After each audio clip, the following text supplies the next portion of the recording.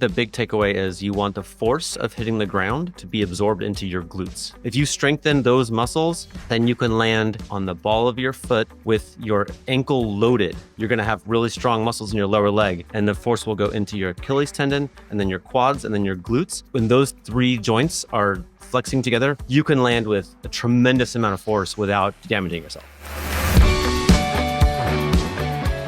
So let's start by telling us the why behind the book, specifically immobility and how it's impacting our well-being and quality of life as we all age. It's the fourth leading cause of death, according to the World Health Organization. And just being immobile contributes to cancers, bone health, your mental health. The list is, this isn't like me sticking my neck out here. This is really from like big academic journals. Everybody knows you got to move, right? This is a problem that we don't move nearly enough.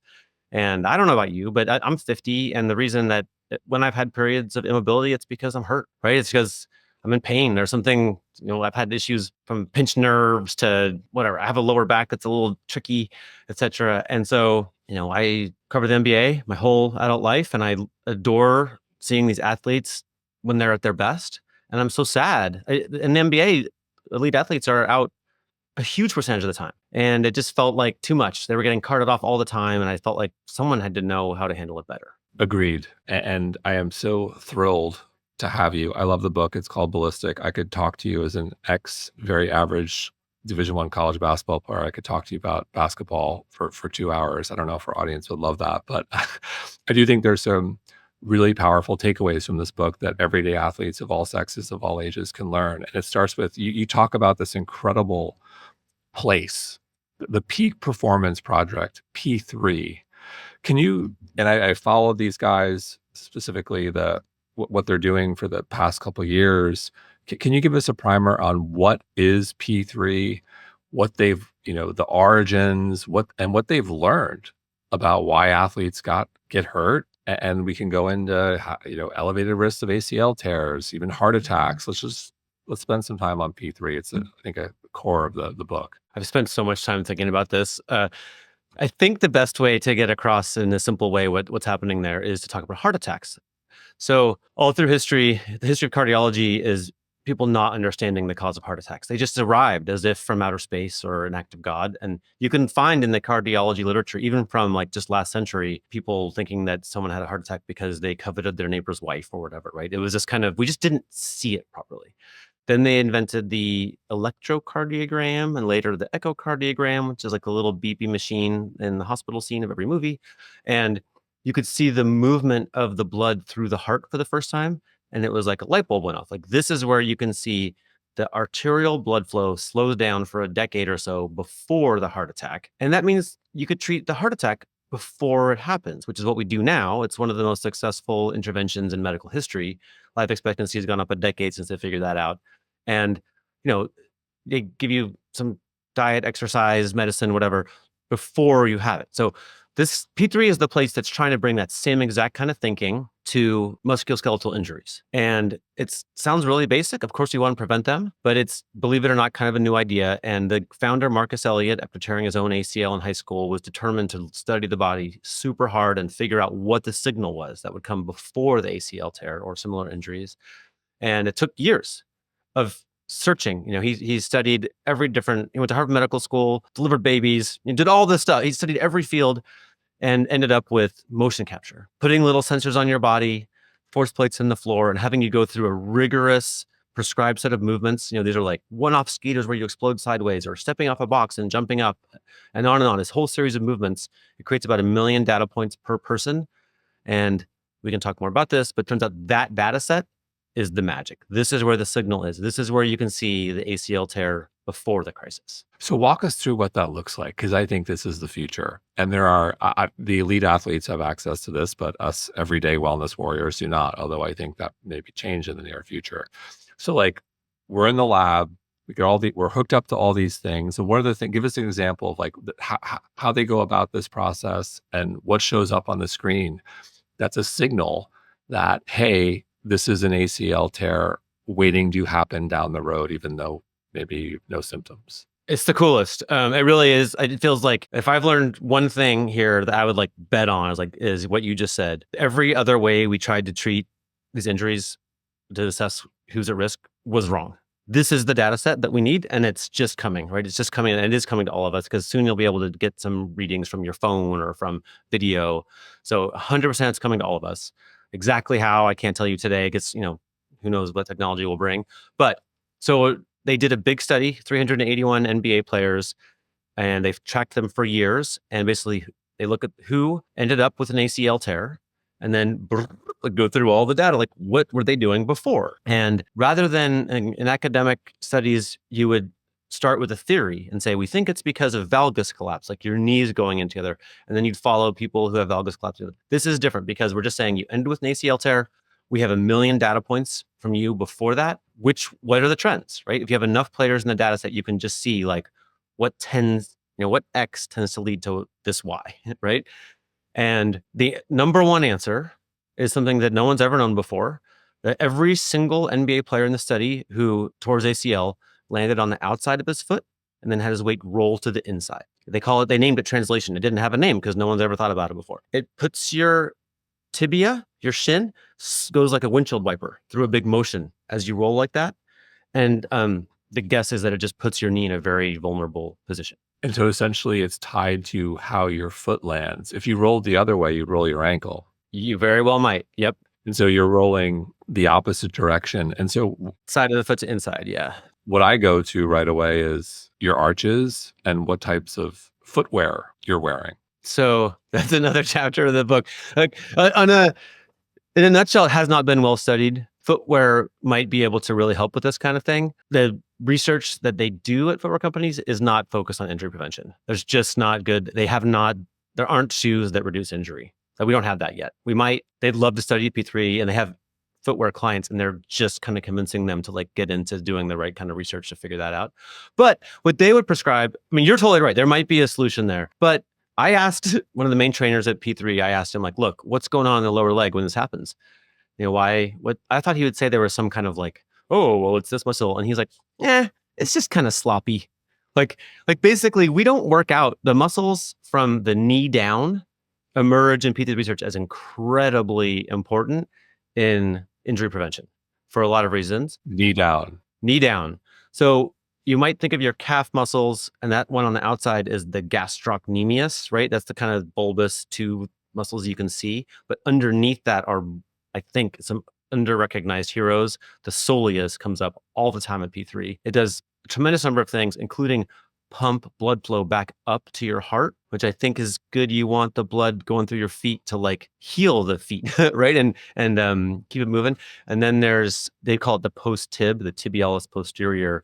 There are ways you can look on YouTube and find ways to work those out. But I think that if you strengthen those muscles, then you can land with, instead of this sloppy thing on the outside of your foot, you can land on the ball of your foot with your ankle loaded. You're going to have really strong muscles in your lower leg, and the force will go into your Achilles tendon and then your quads and then your glutes. And when those three joints are flexing together, you can land with a tremendous amount of force without damaging yourself. Well, that in and of itself is a huge takeaway for everyone listening, because I think traditionally the focus on leg strength has been above the knee.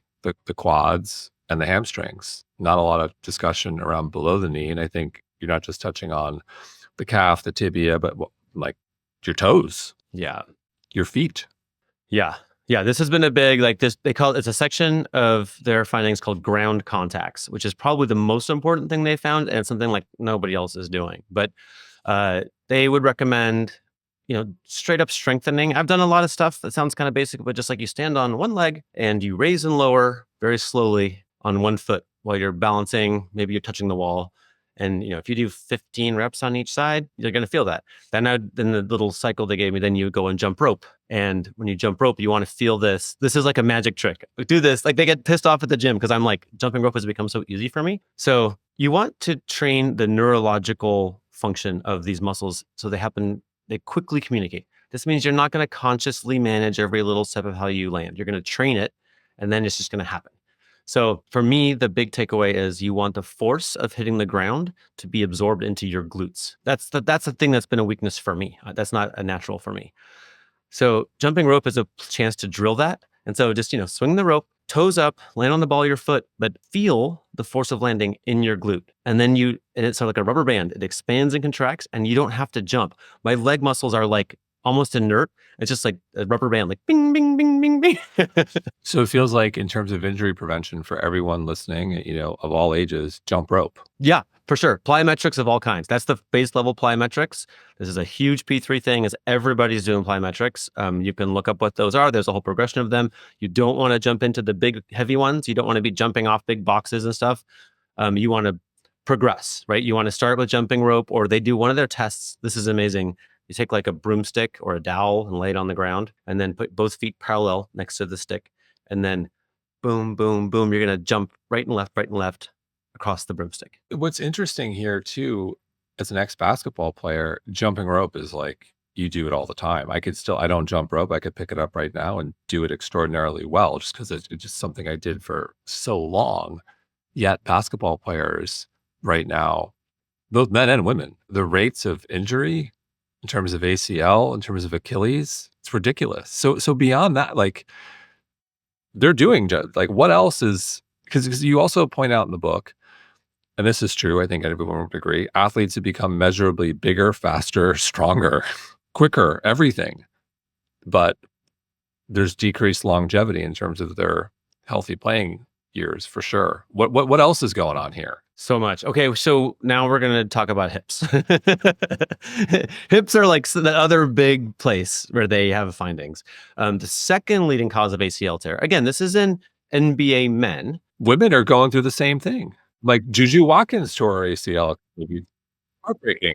Oh, it's everybody. I mean, I'm a pretty big women's soccer fan, and like, it's everybody. I mean, it's just every team in the Women's World Cup has at least one star out, right? I mean, this is ridiculous, right? If you dig into all the research that they're applying to those women, like, I think they're missing this movement piece, right? And I think this is really good news that like there could be a much better way to handle this. But the second leading cause of ACL tear in men, and I don't want to impose this on women, but I think that we should be curious that it might apply. We should study it in women, right?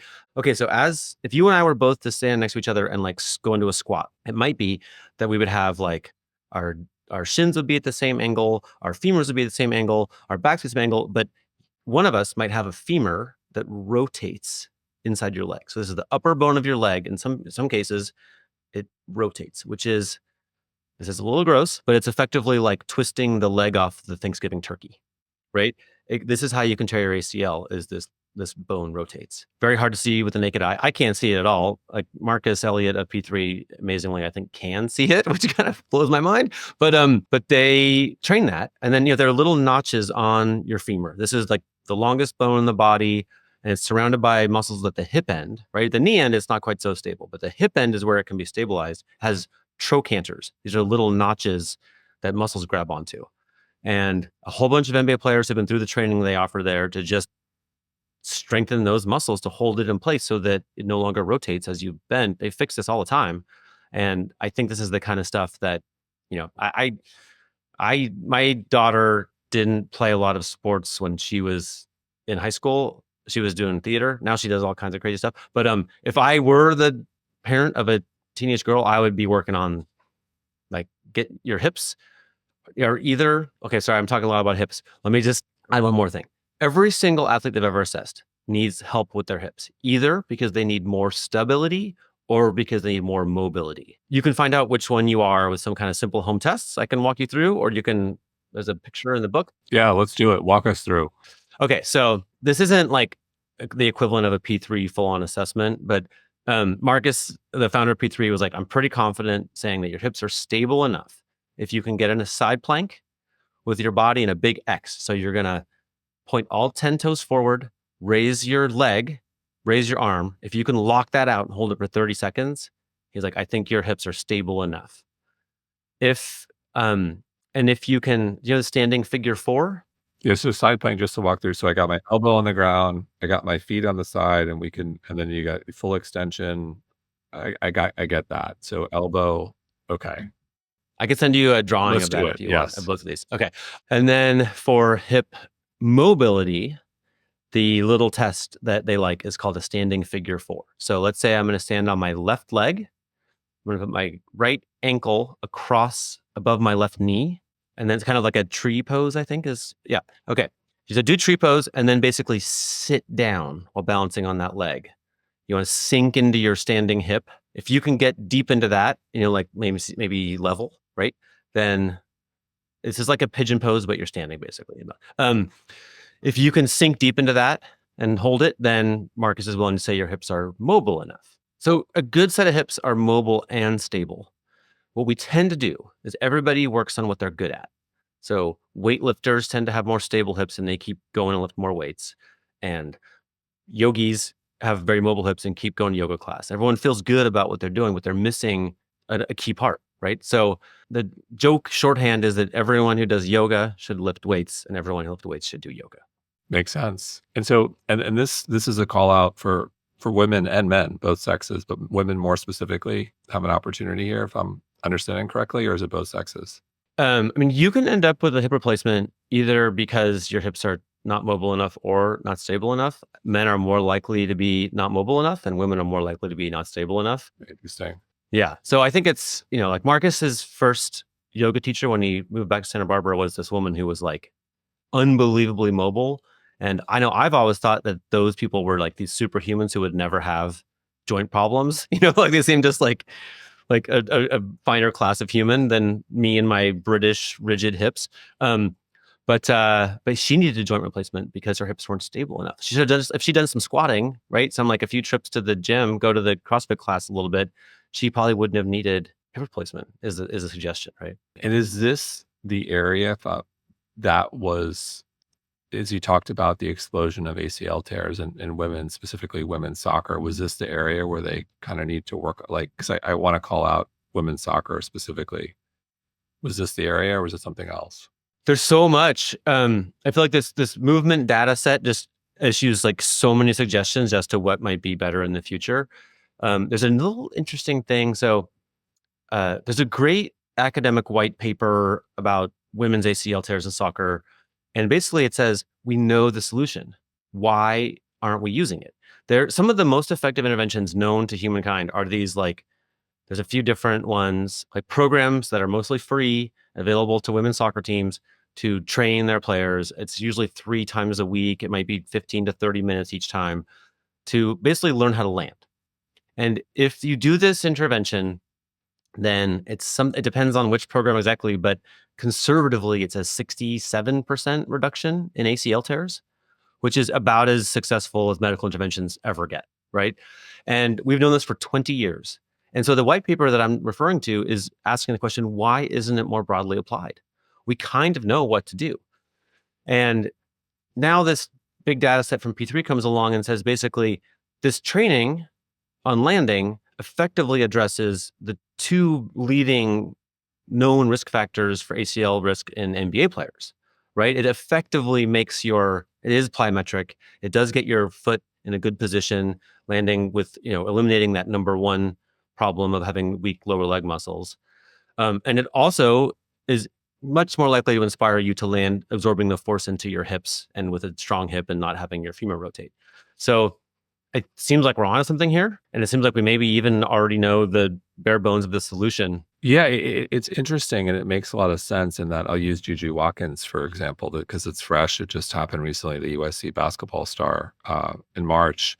And if you watch it, she wasn't high up in the air. She was running and then lost her balance. And it was this awkward landing, not from afar. Like she wasn't really that high off the ground. So when I hear you talk about strength and mobility and landing, it's the crux of like how can you be flexible and stable at the same time when you're under extreme unpredicted duress? And like how do you prepare for, and this is applicable to someone playing pickleball or playing with their kids, unexpected duress or an unpredictable movement in a way your body, like everything we practice in the gym is predictable. Even when we're jumping rope, it's predictable. It's like I got my rhythm doing box jump, so this is they would love to talk to you about this. This is what they think about all the time. You're exactly on this is what the topic is in P3, right? So like the guys like pushing, I remember in basketball practice, they get the big cushion thing, and you go up for a layup and they push you from both sides, try to knock you off your ground, like the heavy, I forget what they call it. Do it in football all the time, but Yeah, those big. It's like I've never used those, but it's like a bat on a stick, and yeah, throw you off balance. So there's a lot going on here. Plyometrics are part of the solution for this because they're trying to just train you in how you put your foot on the ground so that it works. And just to explain a little bit. So your body, 80% of your weight is in your torso. And that's the big force is your body in free fall. It's like the physics class egg drop experiment, where they give you like pipe cleaners and some duct tape, and you're supposed to like keep the egg, make a device so that the egg doesn't break. We're trying to not break this egg. And the contraption we have is legs. We have 3 stacked joints, right? Ankles, knees, hips. And they work really well as designed. And the big forces it's kind of like an interstate can handle a heavy truck without damage. But that same heavy truck on the little back roads might tear it up a little bit, right? So your quads, your Achilles, your glutes, they can handle big forces of landing. And if your foot's in a good position, it directs the big forces to the interstate, right? So it goes right, this is not, and then Juju Watkins landed in a way that put the forces of landing into the back roads, right? And it doesn't take a ton of force to hurt when it's going in the wrong place. So to your point about unpredictability. So there's a section of the book about this volleyball player named Katie Spieler, who's an amazing character. She's like a 5'5" pro beach volleyball player, and she tore her ACL, even though she's tiny and light. And on the beach too. And on the beach. But the day she tore her ACL was actually on grass, which is slightly different. But still, it's a softer surface because there's also, if I think of the highest level generalizations that I've made in the past, is one, you get injured when you're not in great shape. At least my coaches used to say that to me when I got injured. They blame it on it's all my fault. You're not in shape. It's your fault. Yeah, that's why you got hurt. I did have some years where I maybe wasn't in the best shape I could be in. So maybe there was something there. And the other thing is like surface related. You think of harder surfaces, more impact. So I'll just pause there. Like grass, beach, one would think more like, because we're talking about ACL tears in soccer, you also think of turf. Turf is harder than grass. So I'm just going to make a point that this still happened on a soft surface to maybe like some people will make a case that surface plays a significant role here. So it changes the physics for sure. You're right. An NBA player landed on the force plates at P3 with 11,000 newtons of force, which is triple the force necessary to fully sever a human spine. Wow.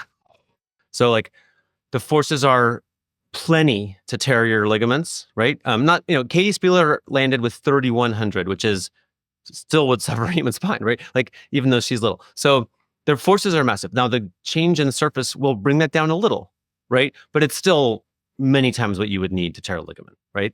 So the trick is, where are those forces going in your body? If they're going where your body's designed to take them, you're okay. And if they're going on the back roads, then you're in trouble. So, and she grew up on the beach. She grew up playing beach volleyball. She still coaches beach volleyball. I saw her a couple weeks ago on the beach. She never had to learn how to land, right? Because she could land, basically you jump, you spike, and then you throw a leg out any which way, and you're probably not going to tear an ACL on that surface. But she played on a little bit harder surface, and maybe her sand habits didn't work so well on grass.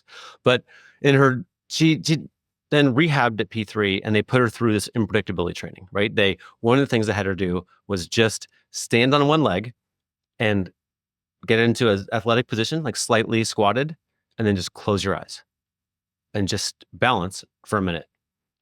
And she was like, oh, this is going to be so easy, but it's not easy because there are different parts of your brain that balance you, right? And one of them is very dependent on visual stimulus, and one of them isn't. And so you're just fully betting on the other one, which she didn't have a great one. She was like, to be honest, like just standing there for a minute was hard. But you quickly get better. I've tried this. You should try it. It's fun. It's like what's going to be annoying is someone in your life is going to be perfect at it, and someone's going to have a really hard time. Jason Walkup here, founder and co-CEO of mindbodygreen and the host of the mindbodygreen podcast. Please subscribe. You'll never miss a show, and you won't regret it. What comes to mind here in terms of the uptick of injuries in professional athletes and for us trying to mitigate risk, I think about recovery and how important that is. And I'm curious what the data says. And I also think about, for probably the younger generation, playing multiple sports and not specializing. As you're thinking about, unpredictability, if you're playing the same sport day in and day out and the same movements, like you're losing some of that and your body, especially repetitive. I think of volleyball. You're practicing the same like if you're a middle blocker and outside, you're the same motion or like the same over and over and over, and you're almost training yourself. Even though it's a fluid sport, you move. There's probably a burden there. What's your take? Oh, I'm 100% a fan of moving more crazy, playful, different ways all the time, right? To me, the pinnacle of how you want to move as a kid and as an adult is like puppies playing on the beach, right? You want to just like, All fours? yeah, sure. But just like that much fun, right? And like whatever crazy fun thing, whatever makes you feel like that.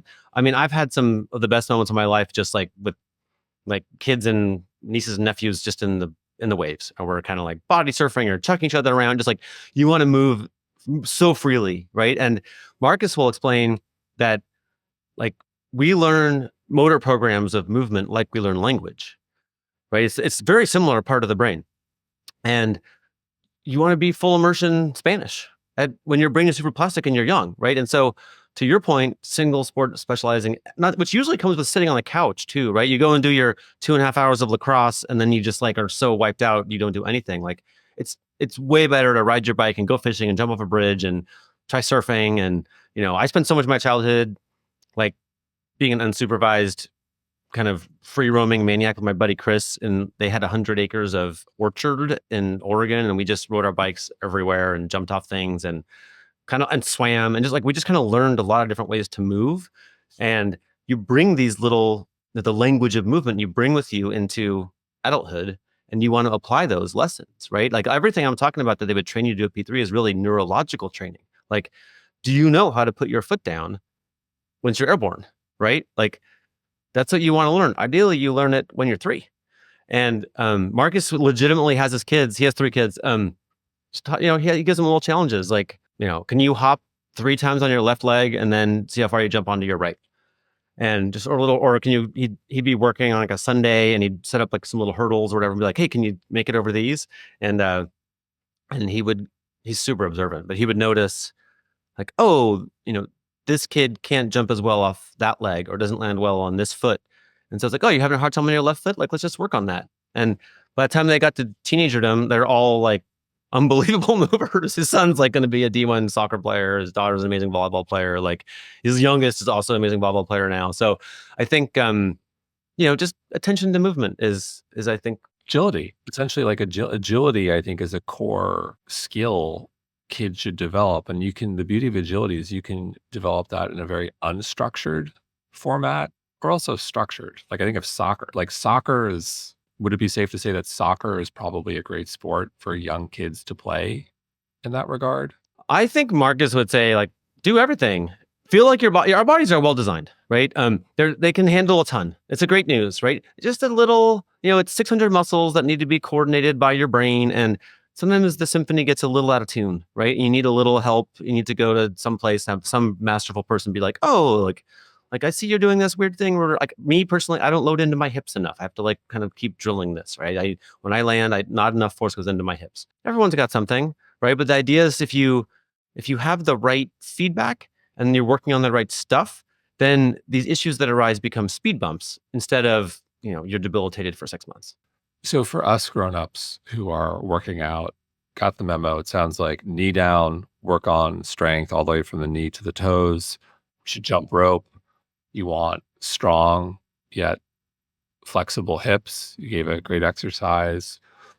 What else should we watch out for in terms of workouts or everyday movements or equipment or gear that probably aren't helping us? Like maybe the elliptical, or you tell me. Yeah, they're not huge fans of the elliptical. It's not ballistic, right? There's no bounce. You want to have a little bounce in your life, right? And so this is like basically running, but without the part that's really helpful for your neurological development, right? So you want to be, not that everybody should run, but everyone should practice being bouncy, right? It's a big part. You want to be able to, you want to keep training your brain to manage how you land, right? And so elliptical has sucked that out of the game, right? Just boring, repetitive. Like, And you want to be playful. Like you want to, I do think you want your exercise to be fun enough that you really genuinely want to keep doing it, right? So, Marcus had this funny epiphany. He's kind of a, he's an elite athlete. He was a professional triathlete who competed against Lance Armstrong. He was an elite football player in high school, and he deals with, these incredible, Anthony Edwards and Luka Doncic people all the time. And so he's a little bit of a athletic snob. So when pickleball came around, I think he was kind of like, oh, and tennis is like his great passion. He plays like 4 or 5 hours of tennis at a clip, and he plays super hard. And pickleball, he was kind of like, what is this contrived little game with the dinking and the what is standing around? But the fact is, like, he's like, pickleball is a chance to do something really fun with your friends, and you're gonna laugh, and you're gonna move through 3 planes, right? And you're gonna be landing and moving your body in like a fun, playful way. And so he's come around from, he really just over the time I was writing the book, he went from like, I don't understand the appeal to, we talked at a conference in Boston together in March, and the morning of the conference, he went with his son and they met a college buddy and they played pickleball for like 3 hours. you're leading me to my next question. For those who have picked up pickleball, there's been a lot of attention on all the injuries in pickleball. What's your take if we're playing or want to play? How do we avoid injuries? Just what we said, jump rope, lower legs, or is there something specific to pickleball we should be mindful of? I think that's the main stuff. I mean, usually it's pretty hard surface, right? I think that you probably want to pay more attention to how you put your foot down, right? This is probably not while you're playing. I think just play while you're playing, but you should probably have some routine of strengthening those muscles of the lower leg I was talking about, and practicing, jumping rope and other plyometrics so that you get some routinization of landing on the ball of your foot. Is there an official pickleball protocol yet from Marcus and the team at P3? I think there was never going to be one, but now maybe there, it could be in the cards now, I think, right? Like he's become. I'd be interested in that. I am at age 50. I had my fair share of injuries, and I've got a couple little nagging ones right now.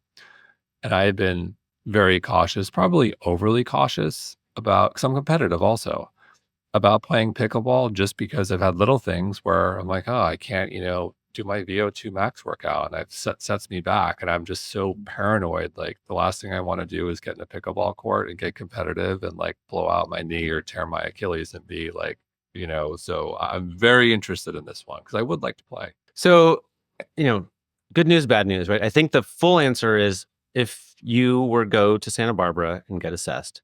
I'm in. Let's do it. I feel lucky. I got to do that, right, as part of writing the book, and like, wow, I feel blessed.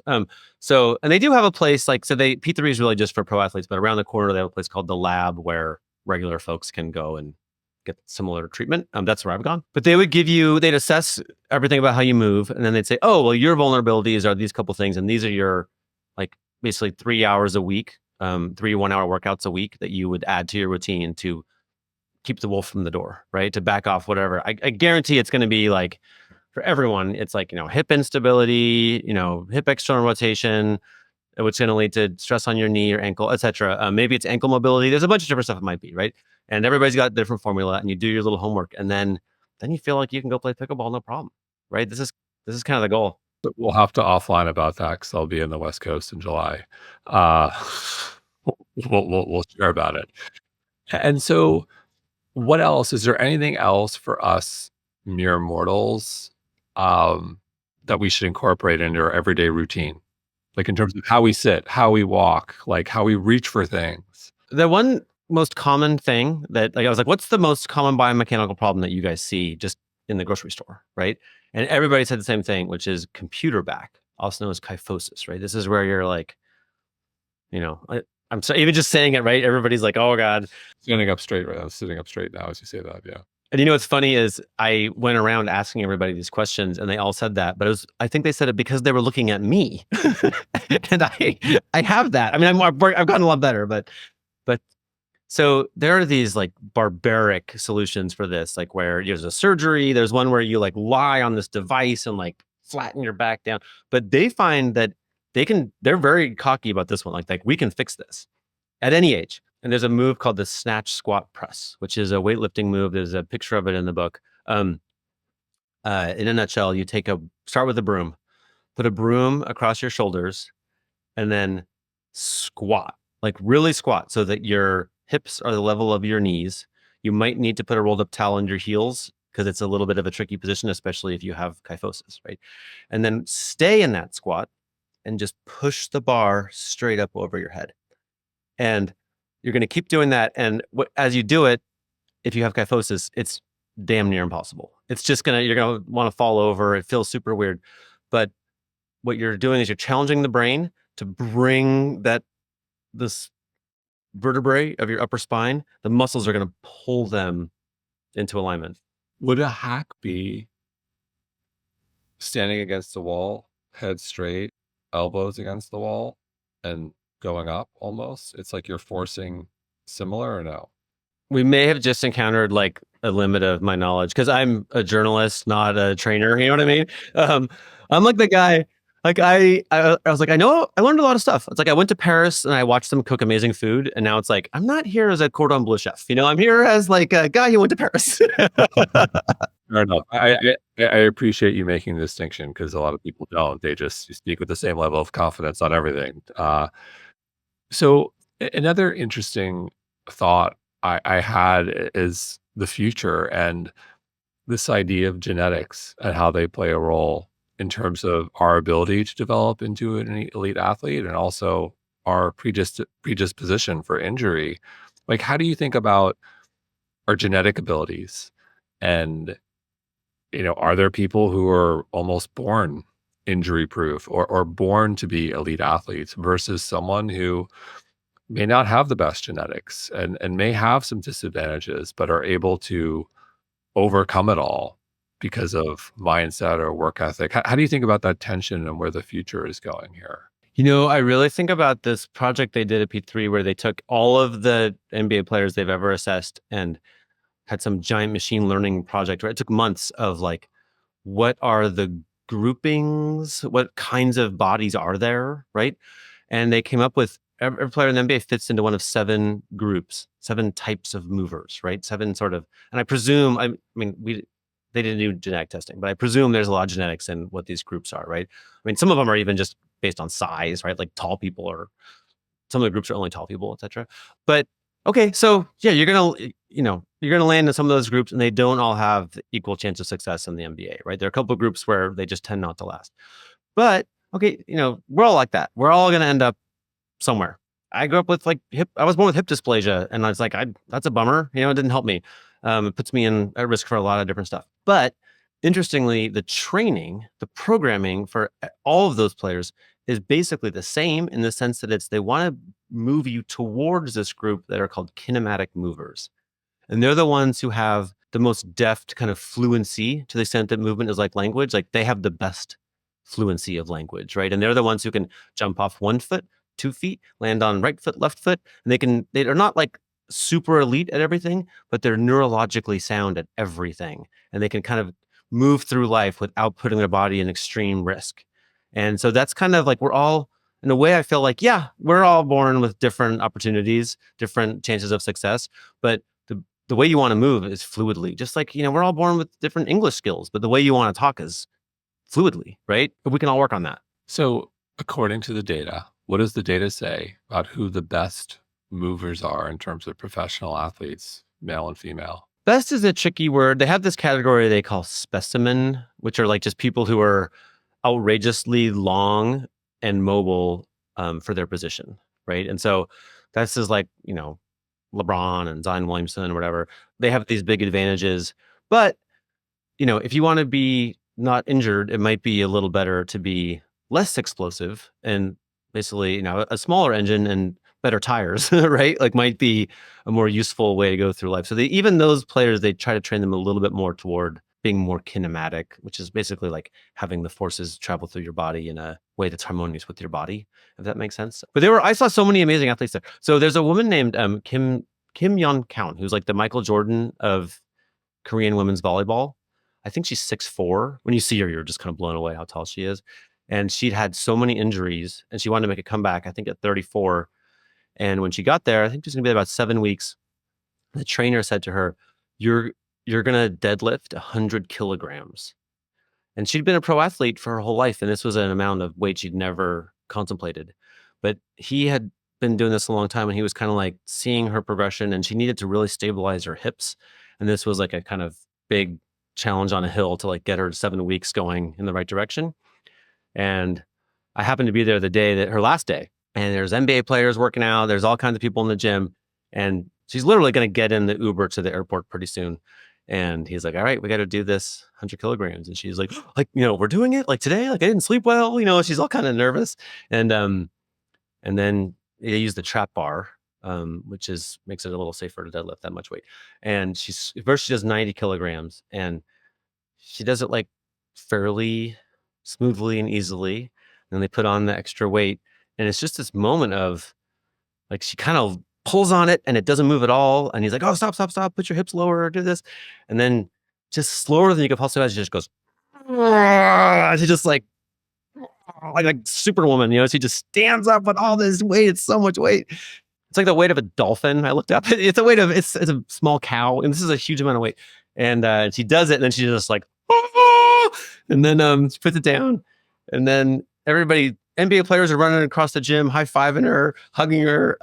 There's a little moment where she's like hugging the trainer guy. She's like a foot taller than him, and he's like, "Are you crying?" And they have a relationship that's like half in English, half in Korean. And she's like, "No." She's like, "Women don't cry."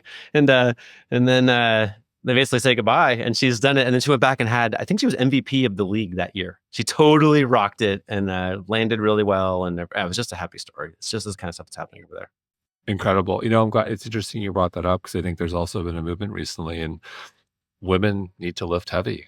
Yeah, lifting heavy is a tricky topic because you can definitely hurt yourself doing that. Got to do it right. You got to do it right. You need to have someone with eyes on your body who can really assess your proper form, and you need to build up, over a long time, right? But yeah, there's this thing I saw lifting heavy as kind of like this meathead, thing. Like this is like what the dumbest people in the gym do, and it is. But among the many other benefits, one of them is when you lift heavy, it trains your brain to recruit more tissues around there, right? So she's going to be landing from volleyball jumps all year with those same hips that were a little unstable before this, right? And now when she lands, instead of just using the limited muscles she used to use, there's like a bigger bunch of them that are recruited to attenuate the force of landing because she recruited them with these heavy lifts. Do you think that as we think about our own routines, let's say I've got a resistance training routine and I've got my cardio routine, how should we think about mobility in terms of that routine? Should it be 33% each or incorporate in everything we do? How do you think about that? I was playing backgammon with Marcus, and he's basically like these, cardio recommendations. Right now, the government's recommendations for exercises that you basically worry about your heart, right? It's literally called cardio, right? Like that's the only recommendations we have. And he's like, they just got to go. It's just not nearly good enough. Like we need to have hip mobility. We need to have plyometrics. We need all of these ways that keep us really moving into old age, right? Integrated into everything. So, I don't think that we're going to get enough mobility and exercise from like a program. I think you just want to have a playful life. I think you want to say yes when people say, "Hey, you want to come play pickleball? Hey, do you want to go for a hike? Hey, you want to go swimming?" Like, I think you just want to be a person who says yes to all those different things because you want to speak the whole language, right? And it's more fun that way too, right? But yeah, I definitely, one thing as a little clue, in the book, we illustrated that they have a standard warm up they recommend for everyone in P3. I'm turning the book pages right now to see if I look into it. It's 13 steps, 13 different movements, and you'll see it's different than other warm ups. Like there's bouncy parts, there's heel up part, there's stuff that get your hips mobile. You're lying on the floor, and it's a little bit of a cult thing that's happening where I competed in this High Rocks last summer, and beforehand I was in this little warm up area, and there were these two women. I don't know who they were, but they were doing that warm up, and I was like, I know what you guys are doing. But I think if you just integrate that as a starting, just a total base layer, is just like get some motion, get some bounce, get some playfulness into how you move, then go into your whatever other workout would be, like you're getting a little closer to what you want. Well, fantastic advice. I hope everyone picks up the book, Ballistic. If you are working out, you need this book. I loved it. We covered a lot. Anything we didn't cover, which you want to touch on? A ton. I could talk all day, man. I've been living in this for years. Yeah, I just like talk and talk. Thank you so much. The book is incredible. Anytime. We'll have you back. Thank you. So much fun. Thank you.